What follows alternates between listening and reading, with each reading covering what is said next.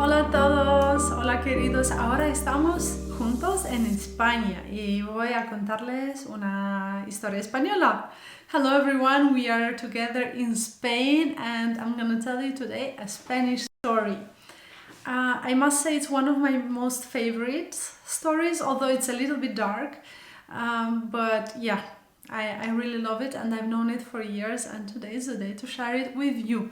Before I start, I must say I don't normally edit the videos. I let them flow as they are, as natural as possible. I don't use filters, I don't do editing tricks, I don't use AI in my videos, so they might seem really simple to some of you. If you do prefer I make them more modern, I can. It's just that I wanted them to be as natural as possible, because nowadays you don't know anymore what's real and what's not, and that's why I do them the way I do.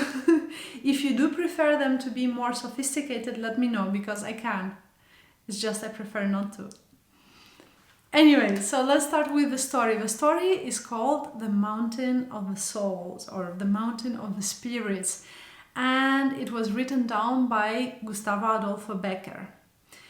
It is said that when he visited Soria, he was so impressed by the story that he heard from the locals that he decided to write it down and tell it to the rest of us. And that's how we know it. The story starts with two beautiful, gorgeous young people. Alonso, which was the son of one of the nobles of the area, and Beatrice, which was the daughter of another one of the big nobles of the area. Alonso and Beatrice were cousins and very good friends, and they were coming down the mountain after a day of hunting. "Oh, but it's so early, why can't we stay longer?" asked Beatrice. "It's not dark yet. Shouldn't we finish hunting?"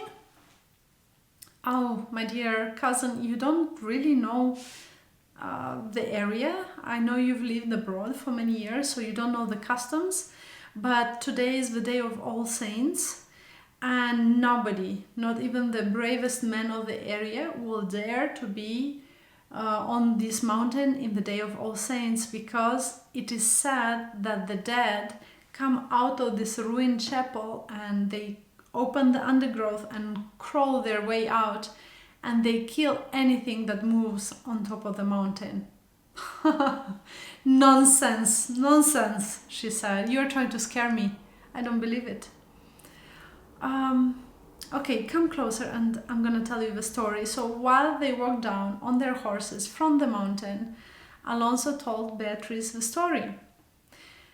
It is said that many years ago, Soria was under siege from the Arabs, and since Soria is on a hill divided by a river from the Mountain of the Souls, the nobles of the area could defend very well the city, but they couldn't defend the part of the mountain. The king of Spain in that time decided to send them some help, so he sent the Knights of the Templar, which were an incredible order of monks who were fighters. They were like warrior monks, to defend them, and they did. And as a result, the king awarded them the mountain. They built a beautiful Templars monastery there and lived really happily in it, and everything was great. But the mountain was rich in game. What do I mean by game? I mean animals for hunting. It had wild boars, it had reindeer, foxes, wolves, rabbits, anything a hunter might wish. And they did enjoy spending their time hunting, as did the nobles of the city of Soria. But then the Knights of the Templar didn't want to share the mountain, and the nobles didn't want to share it either. So they always had conflicts whenever they met on the mountain. Years passed, and although in the beginning they were not really bothered by it, towards the end they decided that enough was enough and they were going to get their revenge. "We are going to exterminate all the animals on the mountain," said the nobles, and they made sure to let everybody know. The knights, the moment they heard about it, became very angry because it was their mountain, so they decided to stop the nobles with any power they had. So, in the day of All Saints, when people normally should go to church and pray for the dead, they gathered up on the mountain, one party to hunt, the other party to stop the hunting. It was not a day to remember for the animals of that mountain because nothing happened to them, but it was a day the packs of wolves would remember well. Why? Because it was a massacre. It was such a massacre that the mountain was blooded and full of dead and injured people. And since the night of All Saints is in November, the night comes pretty quick and it's really cold, and so the wolves had a feast, not just of the dead, but of the ones still alive or probably injured.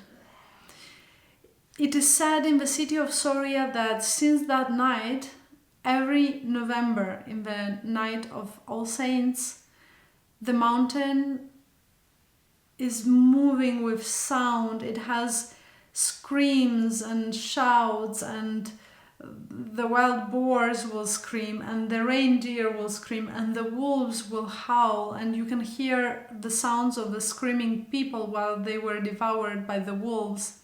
And most importantly, anything alive on that mountain in that specific night will be found dead in the morning. It is also said that they found foot traces, bloody foot traces with skeleton marks, as if a bloodied skeleton had walked on the snow. My dear cousin, you're trying to trick me. I don't believe a word of it, said the beauty. Oh, but it is true. I mean, I would prove it to you, but it's way too dangerous. Beatrice looked at him with a diabolical smile, and she planned something in her mind. That evening, while they were sitting around the chimney, all the nobles were chattering and having fun, and she was looking at the fire, stirring the fire and planning something. Alonso was deeply in love, and he was looking for ways to compliment her and to make her happy.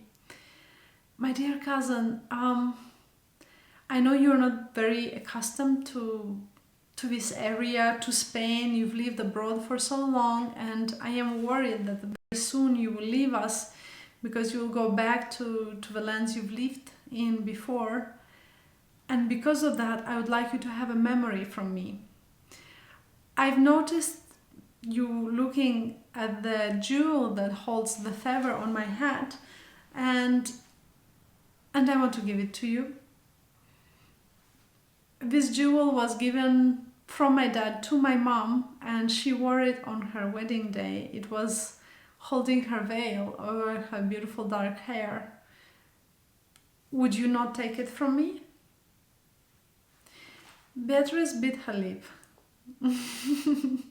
because she really wanted the jewel, but also she didn't want to make any compromises. So, smiling, she said that she could not accept a gift unless it was a day of a holiday, because that was the tradition.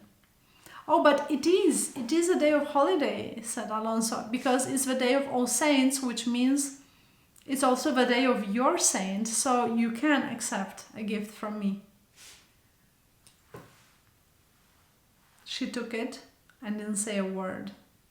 And after watching it for a while, Alonso looked at her and said, "Oh, but since it's the day of All Saints, wouldn't you like to give me a gift to remember as well?" Beatrice smiled, and in her smile you could see something. She was planning something. "Yes, of course, why not?" she said coldly. "I want to give you... Oh, it's not here. I've lost it." "What did you lose?" said Alonso, standing up. "Can I help you find it? What are you looking for?" "Oh, do you remember the blue ribbon that I used to wear on my shoulders? You said that it was the flag of your soul, the emblem of your soul, because of its color, because it had the same color as my eyes. And I wanted to give it to you as a present, but I've lost it. Where did you lose it? Said Alonso, standing up suddenly. On the mountain of the souls. Alonso collapsed in his seat. He didn't know what to say. Any day but today. Any place but that place. Listen, everybody in this area knows I am not a coward. All the rugs you're treading on are made from the furs of the animals I've killed while hunting. I have hunted alone and in company. I have hunted on foot and on horse, by day and by night. Nobody in this area or anyone in Spain would ever say that I am a coward. And people know I am true to my word. But Beatrice, today is a special day. It's the day of All Saints, and if I go on the mountain today, I might never come back. Of course not, my darling cousin. I never meant for you to go there. I mean, in such a cold night, the wind is blowing, the wolves are howling, it's dark. I mean, who would want to go on a mountain in a day like this? Alonso stood up as if burned, looked at her, and then said, "Farewell, my cousin. I will bring you your ribbon, even if it's the last thing I do," and disappeared. She smiled to herself because her arrogance was satisfied, and then continued to play with the fire. An hour passed, 2 hours passed, 3 hours passed, but nothing was happening.